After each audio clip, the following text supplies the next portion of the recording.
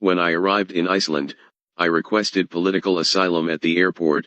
The Icelandic police were very kind to me and I was taken to an asylum center. Icelanders told me directly, "Andrei, in your case are only two solutions. Or you leave voluntarily or we can listen to you, but you will get a negative answer because you are a citizen of the European Union and we will have to deport you to Romania." On my jacket I wrote my first and last name and the link to my blog, and Icelanders also read what my story is. I have a special respect for the Icelandic police for the simple reason that they gave me money for the ticket, as a gift, to leave the country. I left Poland in Iceland for the simple reason that Iceland is not a member of the European Union and my last stay in Poland was a disappointment for me. Starting with the summer of 2017, I consider that the Romanians and Moldovans have lied to the Poles, but after 5 years, I consider that the FSB branch of Moldova is also known as the Information and Security Service, together with the FSB branch in Romania, which is also known the Romanian Intelligence Service, collaborated with the Russian agent from Poland, including Polish Counterintelligence Service. Internal Security Agency, Agencji Bezpieczeństwa Wewnętrznego. All three intelligence services are counter-espionage services and they have to fight with Russian spies. But what if those who have to find Russian spies, they are Russian spies themselves, and what they arrest are only the enemies of Russia? Do you think they can't be Polish working for the Russians? Let us not forget that the Russians with the Poles killed the Polish president. Lech, I came to Canada in December 2017. I bought the ticket to Canada for the simple reason that it was the cheapest ticket, and when I had to leave Iceland to Canada I didn't even have the money to buy a bus ticket to get to the airport. I started walking 30 kilometers in December from the asylum center to the airport. I only went 15 because it was stopped by the Iceland's cops and they took me to the airport. When I arrived in Canada from Iceland in December 2017, I had not slept for 3 days. I was very tired and Eric Cornoyer had started to question me in front of all the tourists. I was arrested at Montreal, Pierre Elliott Trudeau International Airport because of the criminal case that the communists opened against me in 2009 and the person who interrogated me, and because of whom I was imprisoned for 10 days and was under judicial control from January 2018 until April 2021 is Eric Cornoyer. Let us imagine for the moment that Alexei Navalny would come to the USA and the border police, when they will check Navalny's passport, would try also to interrogate Navalny even if behind him are other Russians waiting to check travel documents and also to demand the names involved in the protests against Putin in order to arrest them. Let us be honest that it is absurd and that Americans will never do that. But how will Canadians do it? I can tell you how Canadians did to me. I am not Navalny and Moldova is not Russia. They arrested me for the anti-communist revolution, to interrogate me while checking my passport, even if other tourists were behind me. I have been under judicial control for 3 years because I participated in the anti-communist revolution. I told Canadians, do not collaborate with any Moldovan or Romanian in my case, whether he says he is a friend, relative, activist or works for some institutions in Romania or Moldova, but they, Canadians, are so corrupt and idiots that collaborate with everyone. All of them, whether they say they are friends, relatives, or that they work for institutions in Romania or Moldova, came with only one simple purpose, that I should not receive documents and for me to reach the Russians. When Eric Cornoyer interrogated me, he told me that he would arrest me for 50 years in prison in Canada, even though the communists would not give me more than 20 years in prison. He also asked me to give the names of all the organizers of the anti-communist revolution. Even though he threatened to imprison me for 50 years and under Canadian law he could even arrest me. I was initially arrested for 3 days, after which I had a court. The prosecutor was trying to convince the judge that I was an extremist who uses force to overthrow governments through revolution. The prosecutors were trying by all methods to prove that I was a dangerous person until it was my turn to speak. I had a law degree, and most interestingly, the prosecutor never used the word communist. I told the judge that there was a youth protest against communism in Moldova and more than 30,000 young people from Moldova participated, and I obviously could not know the names of all the young people.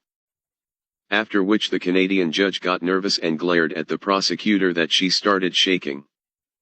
The prosecutor understood everything from the look. I understood then too that I would be released.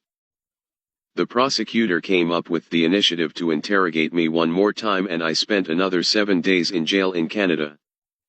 In those 7 days I was interrogated by a policeman for almost 4 hours.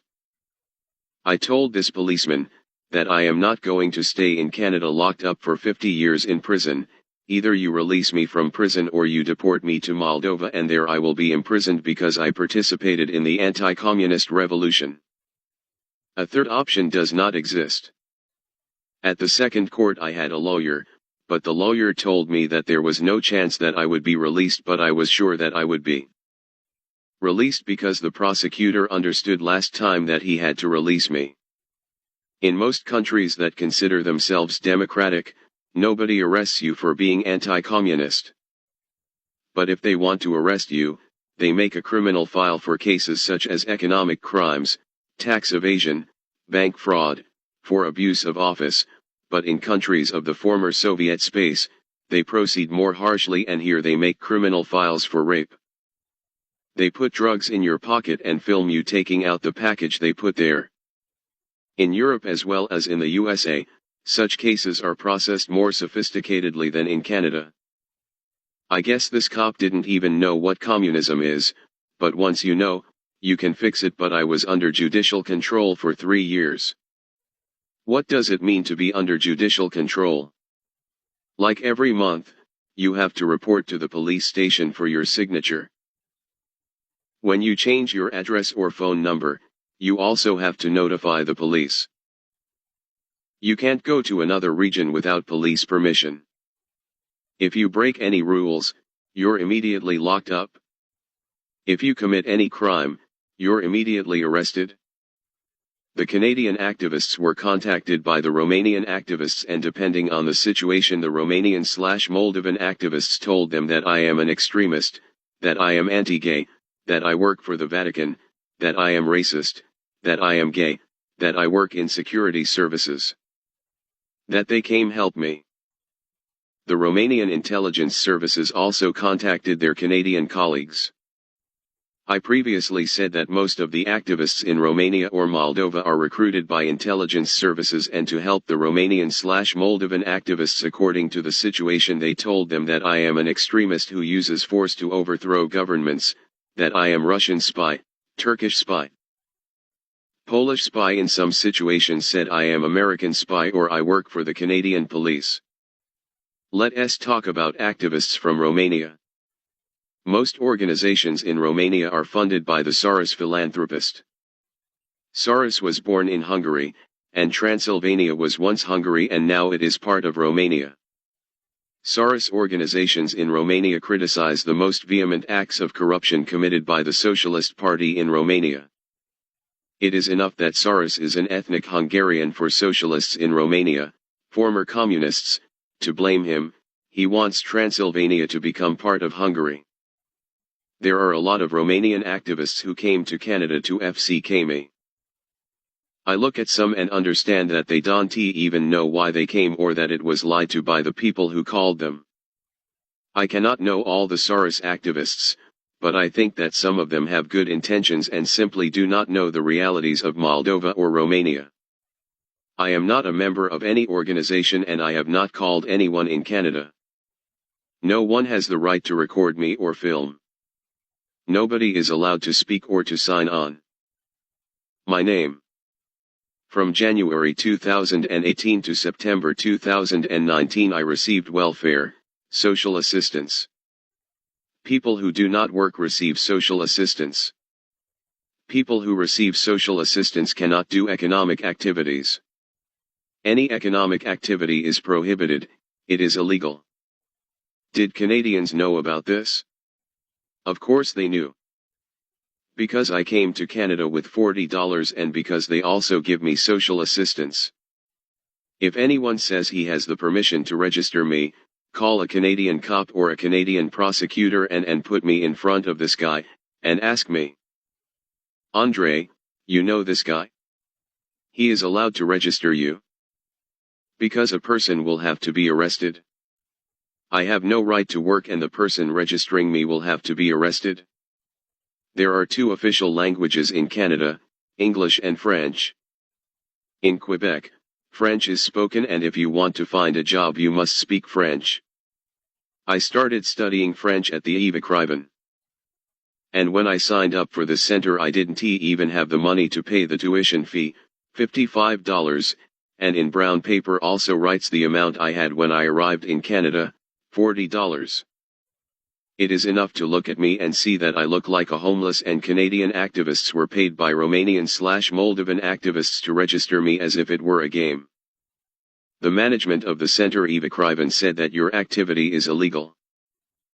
But Canadian intelligence has begun to blackmail them like independist.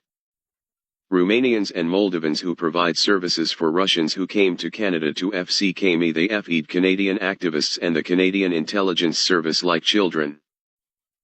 The Government of Canada, CSIS, the Canadian police know that the activity of Moldovan/Romanian activists is illegal but they do nothing. All the Moldovans were Romanian who came to Canada and declared they are my friends, or family members, they must be suspected of espionage in favor of Russia and the individuals in the Romanian secret services who also came to Canada should also be suspected of espionage in favor of Russia. They FCKU, Canadians for the simple reason that I am the only Moldovan who could predict that the Russians will take Crimea. I am the only Moldovan who was able to predict in May 2016 that pro-Russian Igor Dodon will win the elections and that Igor Dodon fears that a revolution in Moldova will not happen again, as in April 2009. You have to ask yourself the question, why are so many Moldovans who want to FCK me? Why are they afraid of me? Many Canadians have been remunerated by Romanians/Moldovans and now they want to deport me from Canada for the simple reason that they have taken illegal actions. If you are going to deport me to Moldova or Romania, I will simply be tortured and killed and the Russians will win again. There is not any game. There are only Romanians and Moldovans working for FSBGRUSVR. Is all it? Update/November 18, 2019. I received a negative decision today after a pro-Russian government was installed in Moldova. Okay, I understand the Canadian activists, they are selected by political correctness and they was lied to as kindergarten children and they were paid to lie. All immigration service, police, Canadian government receive money from Romanians and doing illegal activities. What do you think you can lie to the Russians? The Russians ####D Canadians like kindergarten children and now I have only two options, to appeal the negative decision or to leave Canada. For 2 years Canadians collaborated with Romanians. The intelligence services from Romania collaborated with the Canadian Services Intelligence. I have already explained in front of the Commission at the hearings how the Russians work in Romania. But they, the Canadians, are so stupid that they did not understand anything.